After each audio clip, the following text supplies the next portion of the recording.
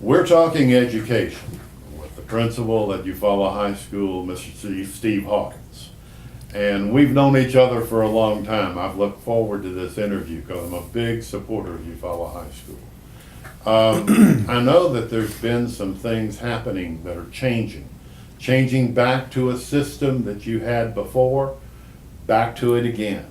And you've got good justification on that. Let's talk about that block system to get started. Sure, Ron. First of all, thank you. We appreciate the opportunity to share with you today, and for all that you do for our school system. We really do appreciate what you do.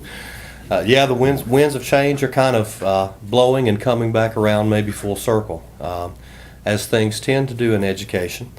We change a lot of times for reasons that are absolutely accurate. In this case, going back to something similar to what we did before makes a lot of sense. When you look at, you get into things, maybe things that you felt were good at the time, and you get in and you try and you tweak and you try to manipulate some things to do it the right way, and you see that it doesn't work. Well, you've got to not be afraid to try to come back and say, wait a minute, we've got to reevaluate it. Let's see where we are. Gather some data, look to see what's working, what's not.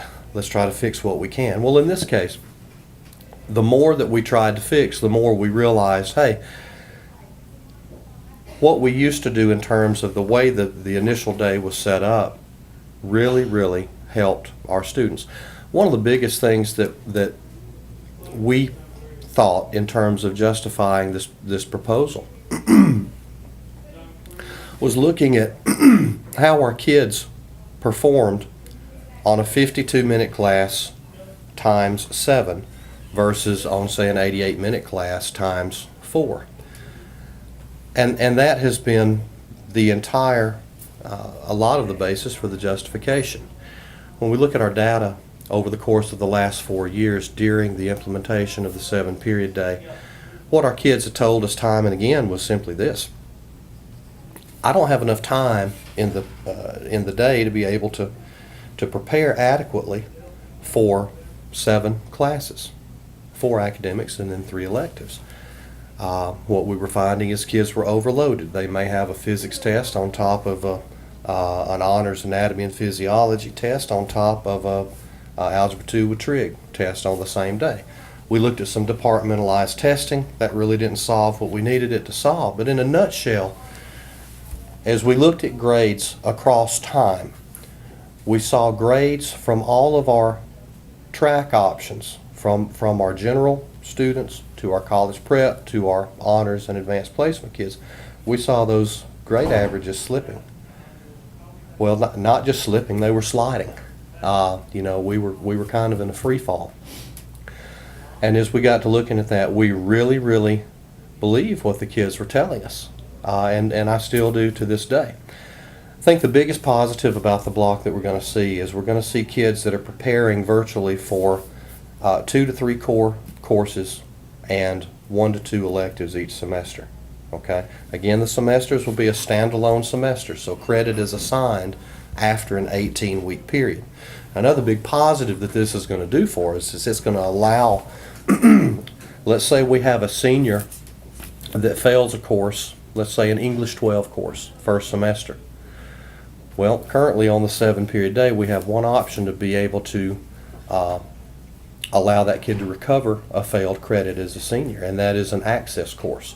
So in the second semester, he would sacrifice an elective that he had already signed up for to take the replacement access course in English. Well, access, of course, is an online-based course. There's no one-to-one teacher interaction on a daily basis with a teacher right over you providing that direct instruction.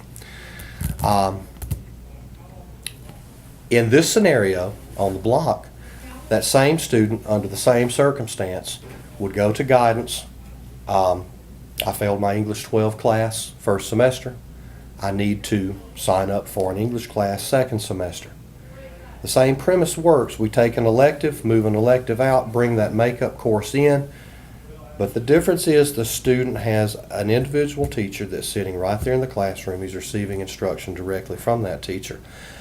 And, through what we know here, the success rate versus live teacher versus an online only experience is much greater. So we feel really good about credit recovery options, particularly for our seniors. It's going to really be beneficial to those guys. So it allows for the opportunity for students to repeat a course. Another issue that we had is kids and teachers both told us, and even parents as we surveyed them, both told us this. We feel like in 52 minutes we're having information just kind of poured in. Take the top off and pour the information in, and we regurgitate it on a test as best we can. With the pacing that we have, that's basically what that allowed our teachers to do. Wasn't a lot of time for extended learning opportunities.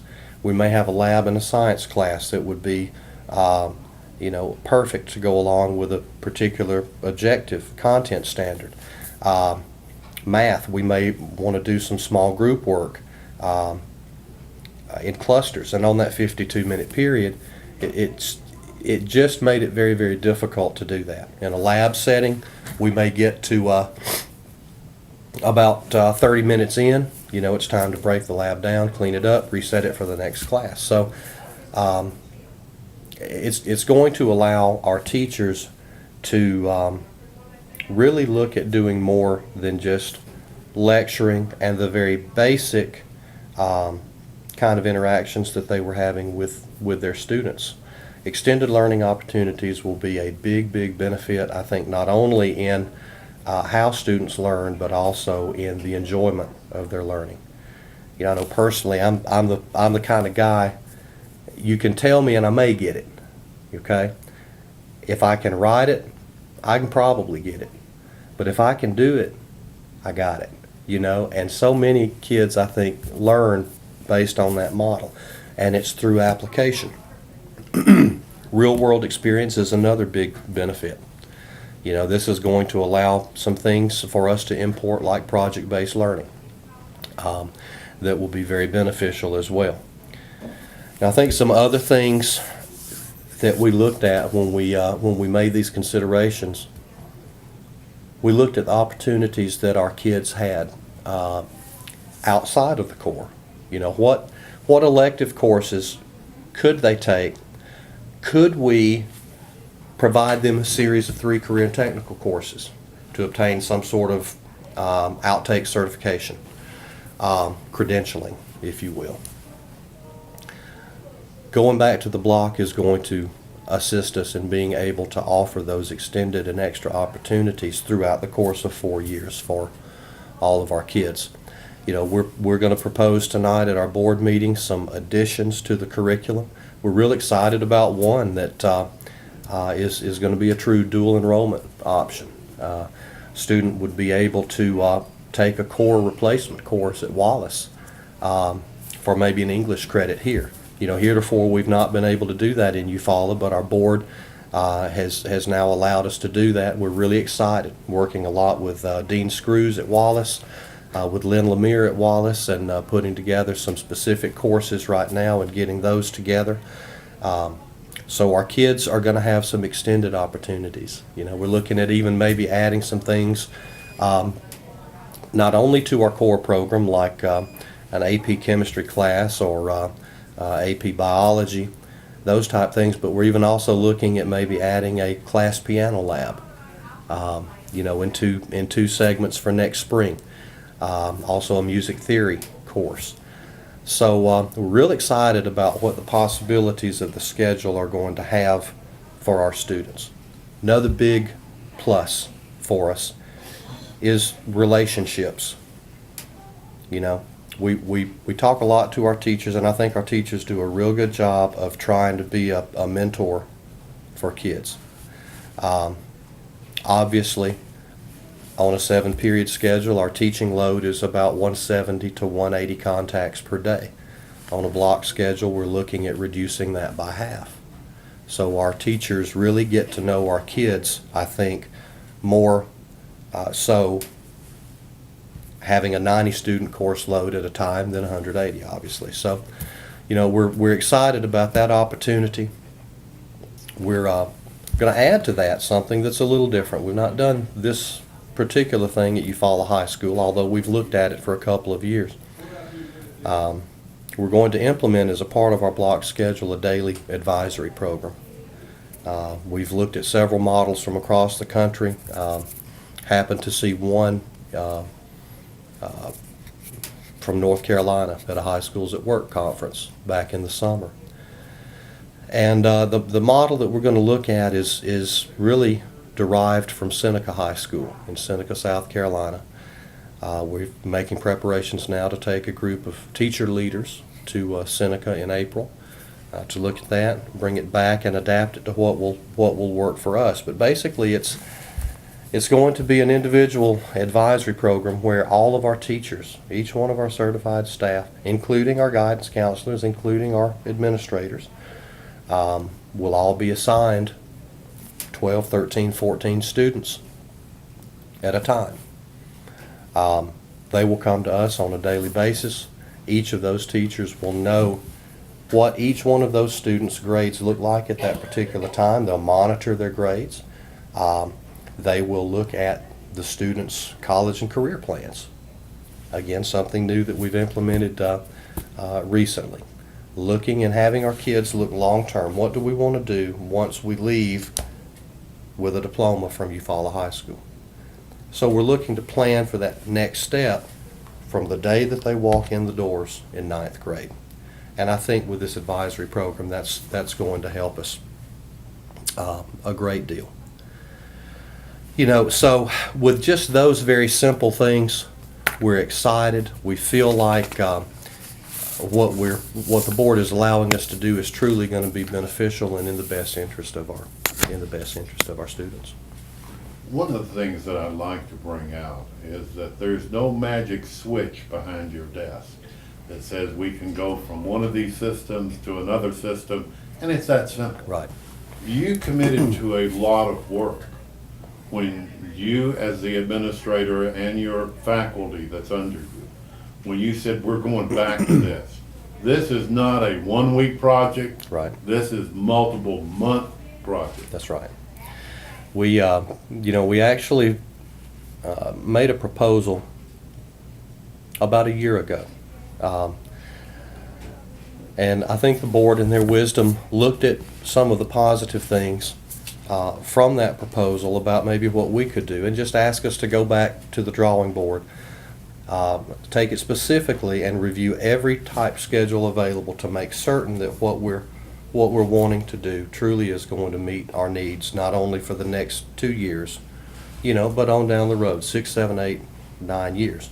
And we think that this will. So I appreciate the board, allowing us to take that extra year to go back and research. And truly, after last January's or February's meeting, we pretty much scrapped everything we had, started over. I have a team of teacher leaders here, an advisory team that started in March, actually, for this coming 14-15 years proposal.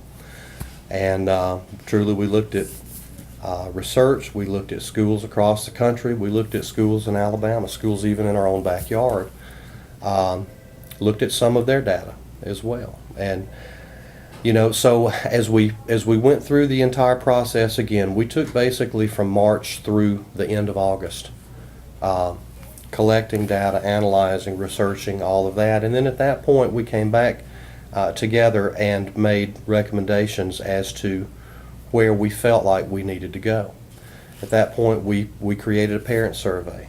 We really wanted parental input. We had survey information that we had taken the year prior with that senior class. That particular senior class had the opportunity to work on the block schedule and work on the 7-period day. So we felt like, those 148 kids really could provide us some in-depth knowledge and opinions on how they felt each schedule worked.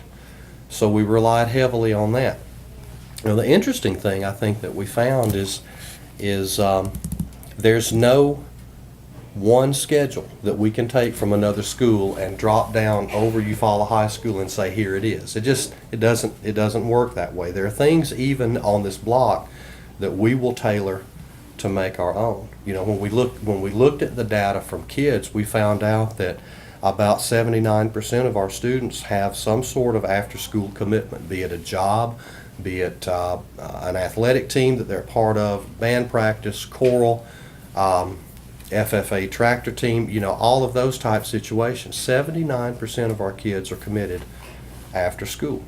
You know, of those 79%, 68% of those students actually had multiple things going on, maybe a job and football practice. You know, so it's not only things that happen between 8 and 3:30 within the school day that we had to consider, but we also have to look outside of that. You know, what are they doing after school? Transportation to and from school. How do students get here? How do they leave here? What's going to work for parents? You know, because truly it all flows in together. And so being able to use that advisory committee to have 17 folks come together to formulate what they felt like was in the best interest of the kids. And let me emphasize this: there was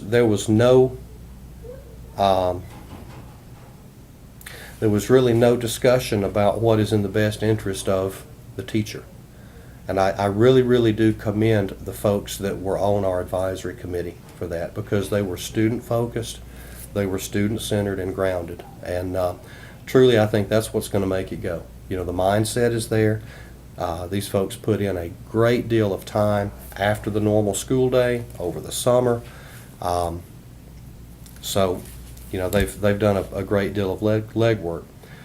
We met then in October with our district curriculum staff, Ms. Tanya Warren, Dr. Brent Hanchy, Mr. Tyler, our superintendent, was also involved heavily at that point.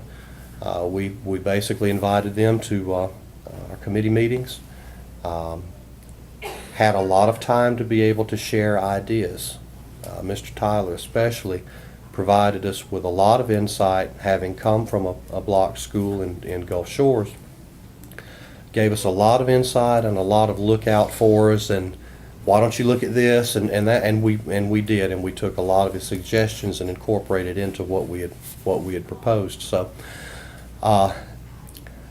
certainly it's not just about what Steve Hawkins wants to do or what Eddie Tyler wants to do or whatever. This was a team effort all the way across.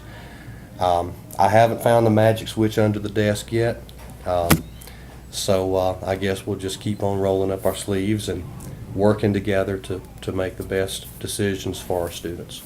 One of the things that I know hits the general populace when you start talking about this, you talk about anybody 30 years old and up. They're not familiar with block directly in their educational background. Yeah. So I think that you have taken that into consideration, and your ability to be open and plan and to not try to hide anything. And I think that the school and the school district needs to have the hat tip to them, because it's making it understand how it works. Well, I agree, and the level of transparency, and I'll take that to another extreme. I think the transparency exists in every aspect of our school district. I truly do. You know, folks are open, folks are honest, and the folks in this district truly want to do what's best for students in this district.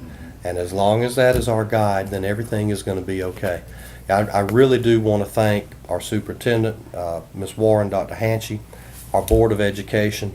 You know, just having to listen to two presentations in less than a year's time is certainly taxing enough, but to be able to ask questions and to show the concern and making sure that what we're doing is the right thing and that we're on point.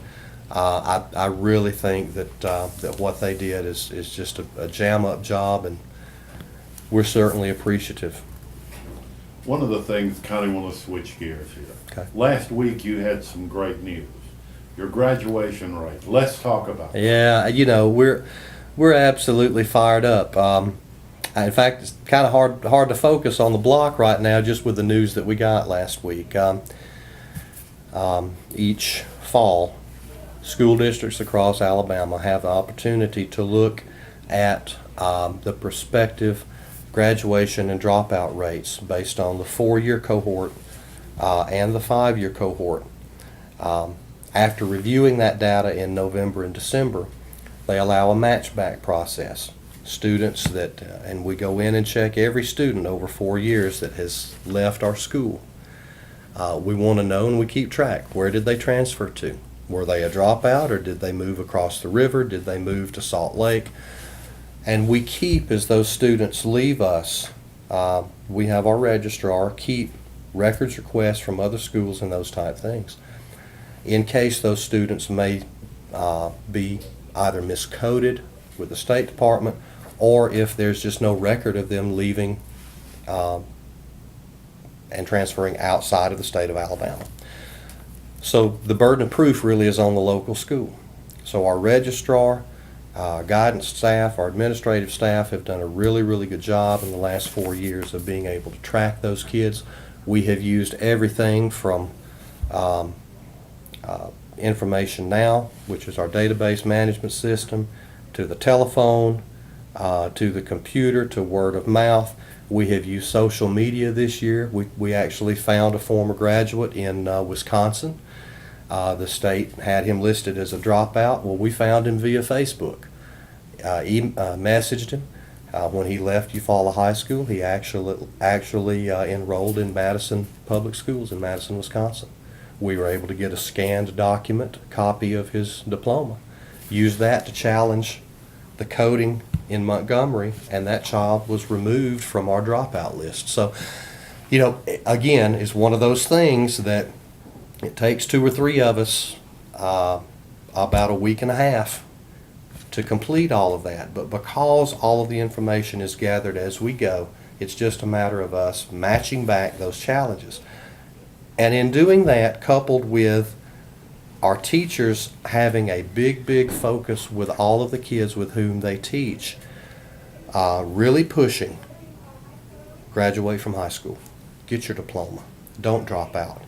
And that has truly been a focus, I know, not just in this building, but over at Miss Kinsey's school as well, at the middle school and throughout our district. We want kids to know when they enter Eufaula City Schools in pre-K, that the expectation is 13 years later they walk out of Eufaula High School and across the stage and get a diploma. And that is the ultimate goal. So for us, 73% was our graduation rate, 4-year cohort grad rate last year, 2012.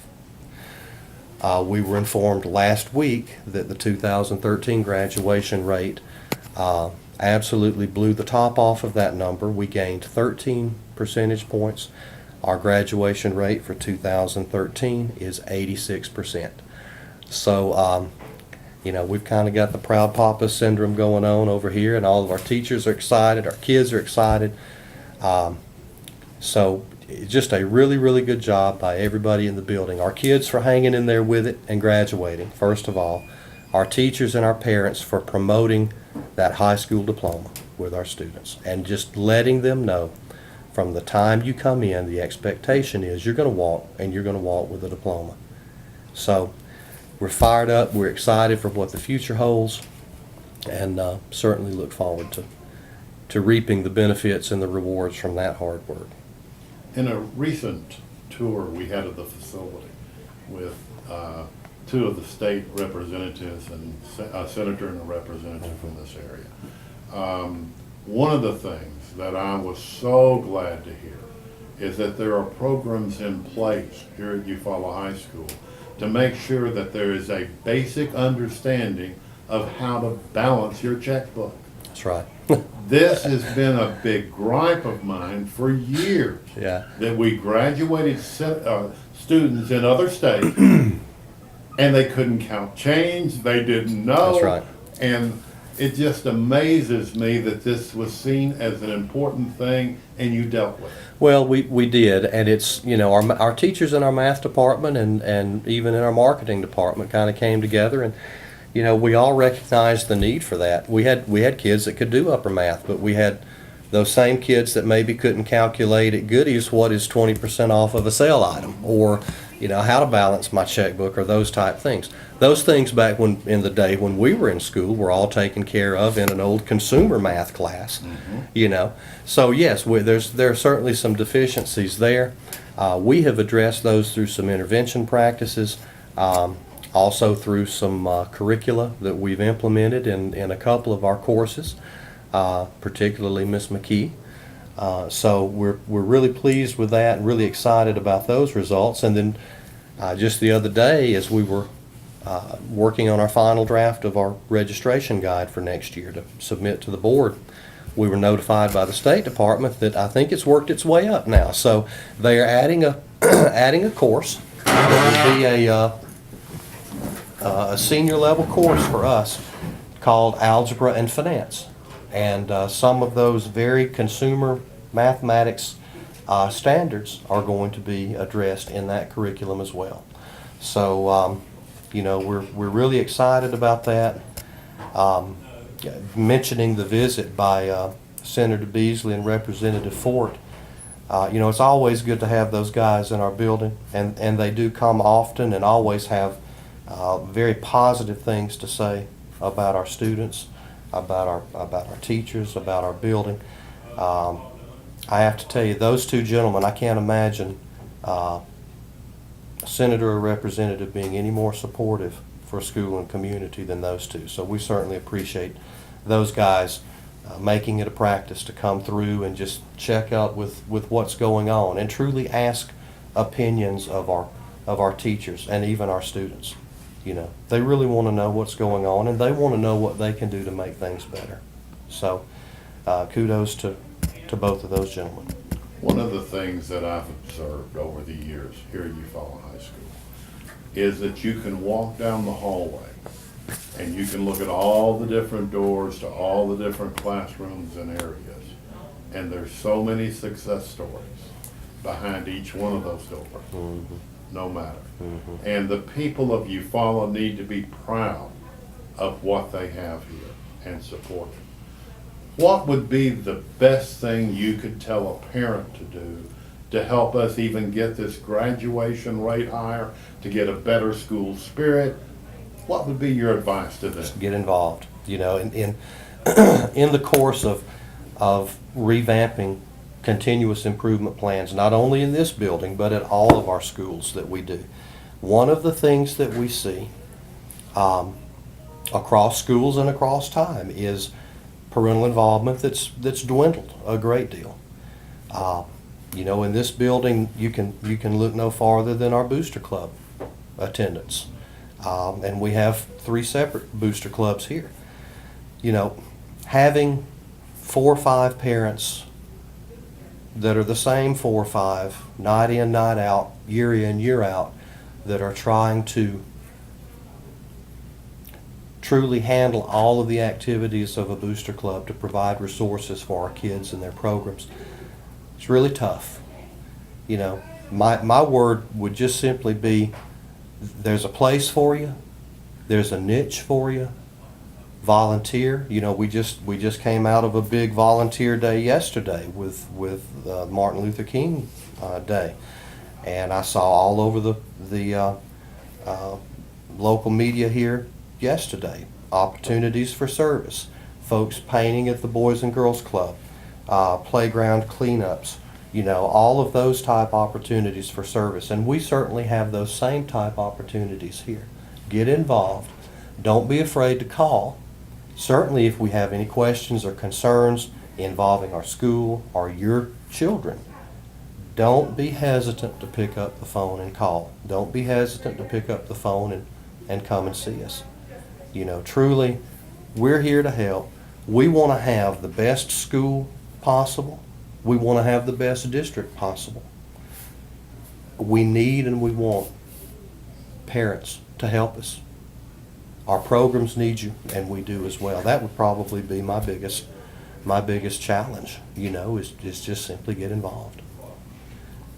We've talked about a wide variety of things and probably ran longer. I hadn't even looked at my watch, but that's fine. Is there any one thing or that you haven't talked about that you want to talk about? Well, we do have one additional new, and you told me I would think of something new, and you were right.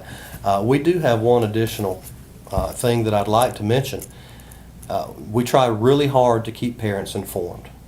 Back in the day, the old note home was the only real method of communicating with parents. Well, we know now that those get left in book bags or thrown away, and most of them do not make it home. So we rely on our marquees out front that are electronic, email blasts, Facebook, social media, uploading to a website.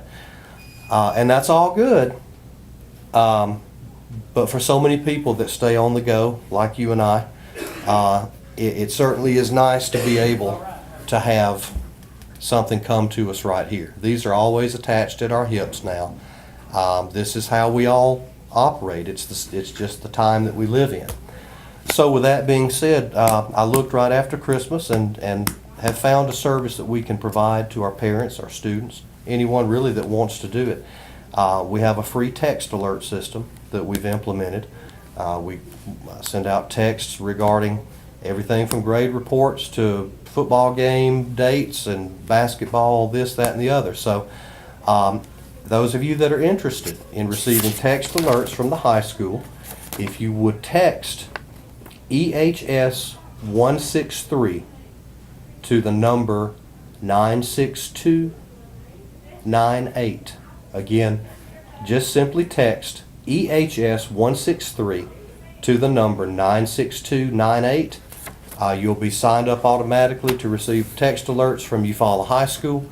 I do need to make sure that you understand, depending on whatever wireless plan you have, that standard messaging rates may apply. Our school receives nothing from this. There's no kind of funding or kickback, and the service is free for our school as well. So hope that you'll all take advantage of that as we constantly look for ways to better our communication between home and school. Thank you very much. Thank you, Ron. Enjoyed talking education Thank you. with Mr. Steve Hawkins, principal of Eufaula High School.